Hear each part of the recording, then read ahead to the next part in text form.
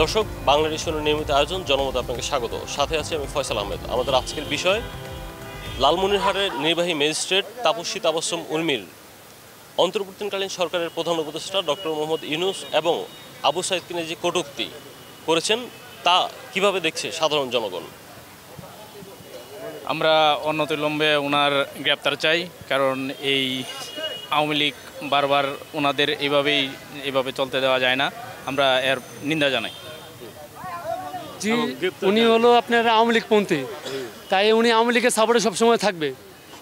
তাই এই কারণে ইউনূসের ব্যাপারে মানে কূটনীতির কথা বলছি।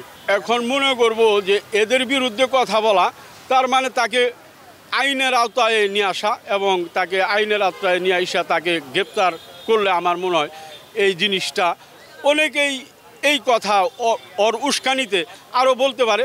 এই কারণেই দমন করার জন্য ওকে গ্রেপ্তার করা উচিত।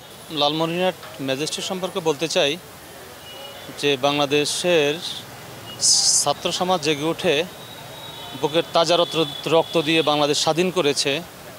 তো এখানে তাদেরকে স্যালুট দেওয়া দরকার। স্যালুট না দিয়ে এই ম্যাডাম যে কটূক্তি করেছেন এটা সে নেহাত অন্যায় করেছেন এবং তার বিচার হওয়া উচিত বলে আমি দাবি করি। মোবাইলে যে স্ট্যাটাস দিছে এটা বাংলাদেশে একটা আত্মঘাতী, কারণ যে ছাত্র জনতা ঐক্য আন্দোলনের মাধ্যমে 5ই আগস্ট যে বিজয় হয়েছে, বিজয়কে অপমান করা হয়েছে। কারণ বিজয়কে দ্বারা অপমান করা হয়েছে, তার বাংলাদেশে দৃষ্টান্তমূলক শাস্তি হওয়া উচিত বলে আমি মনে করি। কারণ এখানে ছাত্র জনতা বাংলাদেশের মাটিতে এত রক্ত ঝরার পরে একজন গণতন্ত্র ফিরে আনতে পারছে। তার নামে যে আবু সাঈদের নামে যে সন্ত্রাসীর কথা বলা হয়েছে, তাকে যে কোনো মূল্যই হোক তাকে গ্রেপ্তার করে বাংলাদেশের মাটিতে দৃষ্টান্তমূলক বিচার করা উচিত।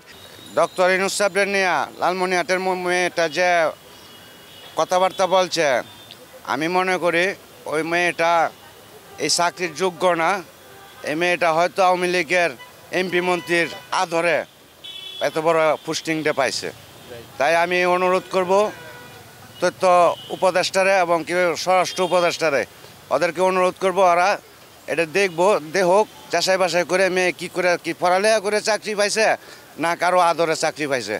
আমি এই নিয়ে এরপরে আমার শেষ দাবি হলো ওই মেয়ে যেন গ্রেপ্তার আজকের দিনের ভিতরে যাতে গ্রেপ্তার করে। বেশি দিন হয়নি কিন্তু আমাদের ছাত্র আন্দোলনটা হয়েছে, এবং ছাত্র আন্দোলনের সবচেয়ে বড় যেই মোটিভটা আমরা দেখছি যে আবু সাঈদ। তো আবু সাঈদকে নিয়ে সন্ত্রাসী আখ্যা তো দূরের কথা, এইভাবে বলাটা আসলে, উনি একজন নির্বাহী ম্যাজিস্ট্রেট, উনি অবশ্যই একজন শিক্ষিত মানুষ, উনি বিচক্ষণ একজন মানুষ, উনি অবশ্যই একজন আবু সাঈদকে নিয়ে এইভাবে কথা বলতে পারেন না। আর ডক্টর মোহাম্মদ ইউনূসকে নিয়ে ওনার যদি কোনো বক্তব্য থেকে থাকে, উনি এইভাবে ওপেনলি একজন নির্বাহী ম্যাজিস্ট্রেট হিসাবে উনি এইভাবে বলতে পারেন না।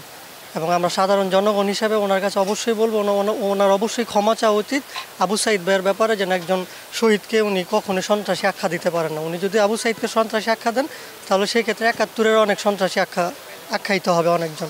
যারা বিশ্বটাকে নেতৃত্ব দিচ্ছেন তাদের মতো লোক অন্তত ওনাকে দেখে সম্মান দেয়, তো সেখানে আমরা কিছুই না। তো আমরা কতটা হতভাগা জাতি এবং অশিক্ষিত জাতি যে একটা সম্মানী মানুষকে সম্মান দিতে পারছি না।